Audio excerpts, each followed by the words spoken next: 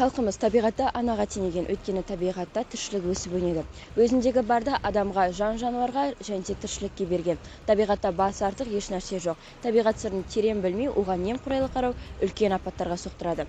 Бүгінгі біздің экологиялық репортажымыз елді мекенімізден ағып өтетін Арыс өзені жайлы болмақ.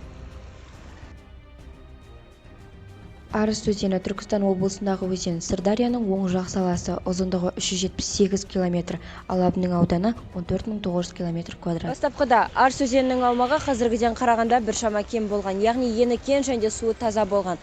Ал қазір экологиялық факторлар әсерінен суы тартылып қалған.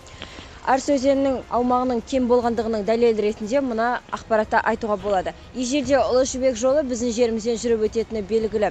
Сол себептен Арыс өзенін кешіп өту үшін біздің ауылды таңдаған деседі. Себебі өзге елді мекендердің өзенінен қарағанда біздің ауылдікі жазық және терең емес, кешіп өтуге қолайлы болған. Сол себепті ауылымыздың атауы жазық кешу деп аталып кеткен. Бүгінгі таңда өзенінде өзен суының жағдайы да назар аудартуға тұрарлық қауіпті жағдайда тұр. Табиғат, қоршаған орта бүкіл адамзаттың үйі болғандықтан басты мәселе осы табиғат байлықтарын қорғау және таза ұстау деп санаймын. Өзен суының ластануының басты себебінің бірі ол әрине адами фактор. Жергілікті тұрғындардың тастап жатқан қоқыстары, тұрмыстық қалдықтары мен мал шаруашылығы мен егін шаруашылығының қалдықтары.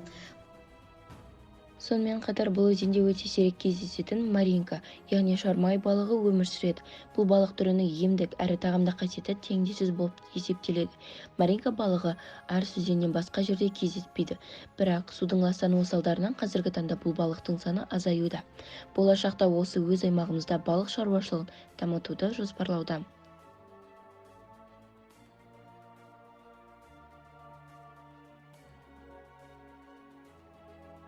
Табиғатына күллі жұртшылық тамсана қызға қараған құтты мекеніміз Түлкібас ауданының табиғатын аялап, қамқорлық жасасақ аясында демалып таза суын ішіп отырған жеріміздің өз қателігімізден құрдымға кетпесе екен деген ниетпен бүгінгі репортажымызды аяқтаймыз.